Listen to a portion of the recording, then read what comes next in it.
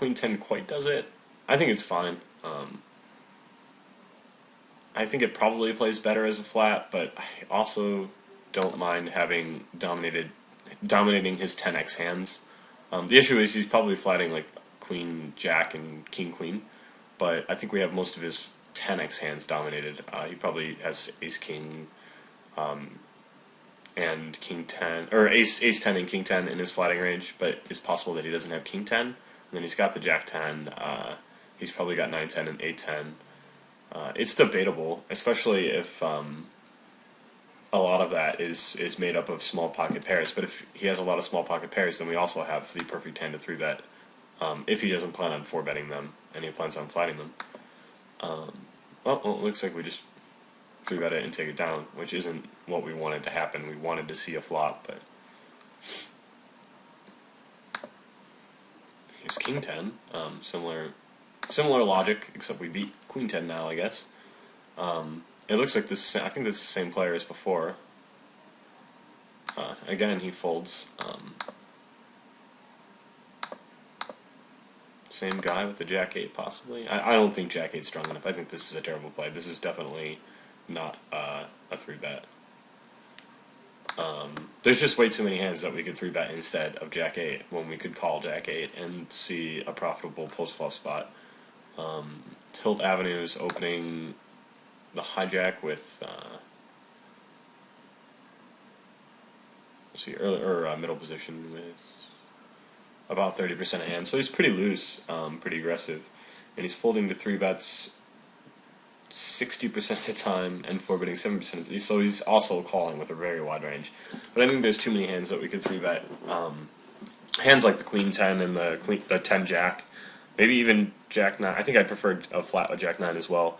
The idea when you 3-bet a merged range is to get flatted by hands that are dominated by yours, so that you can take them to value town on most flops that hit either one of you. So in this case, I just don't think that's the case. The only hands that we might dominate are 9-10, which we weakly dominate, and then 8-9. I don't see him, coming along with worse jacks. I just think this is a terrible 3-bet. I'm not sure why I made it. But he folded, and I guess my poor play made me a couple bucks. Yeah, it continues like that. I mean, hopefully you're gathering the logic here. I'm trying to find another spot where I 3-bet a merged range, but it's pretty rare when you're on the button to 3-bet a merged range, just because most people aren't flatting too many 3-bets out of position. Here's Queen 9 suited, which is just slightly better than Jack 8 suited. But again, the same logic, it's just not quite there.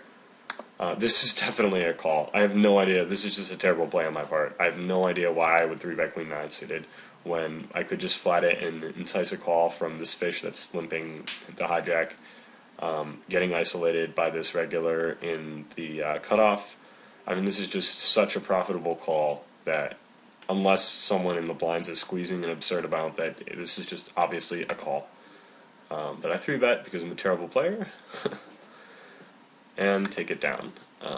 Which you will take it down. I mean, I would be 3-betting here with quite a few hands, but I would almost certainly be 3-betting a polarized range because of the presence of the fish. I mean, I would flat all these. I mean, I'd probably 3-bet a range of something like this.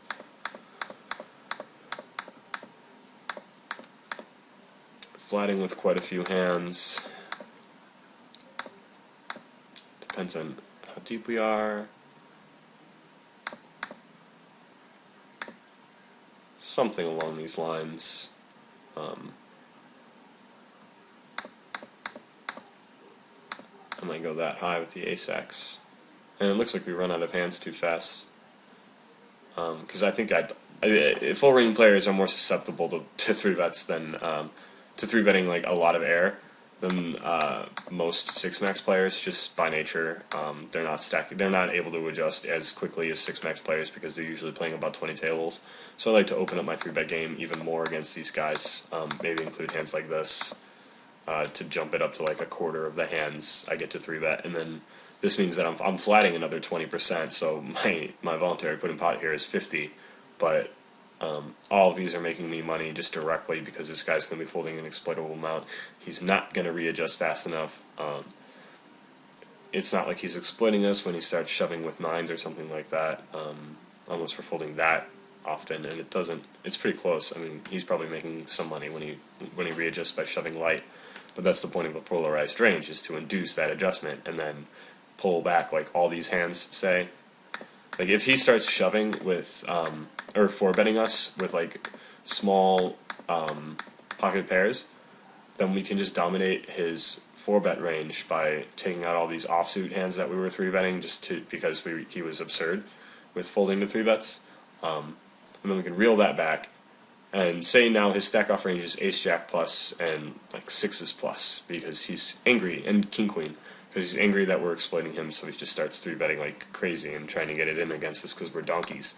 Then we can just reel it back to something like this, so that we're 3-betting only 9.5%, and he's probably not going to notice the difference for quite some time. But now we're stacking off with full 3% of that, which is 1/3 of the time. We're ready to stack off, and we're dominating his stack off range. So we're fine with that adjustment. That's what we want when we polarize our range. So don't be afraid when someone starts shoving every hand. Just 3-bet a little bit less frequently, take out some of your air, and then your nuts are just going to take his stack several times until he readjusts once again, and it takes full ring players quite some time to readjust generally. So hopefully this helps some people put hands to the concepts that were presented in the other video, which was just a slideshow. Yeah, I hope you guys all have a great day. Check out the site for more free stuff. There's a bunch of free junk on my website, which is www.ronantalkin.com. And I hope you all just have a great weekend, okay?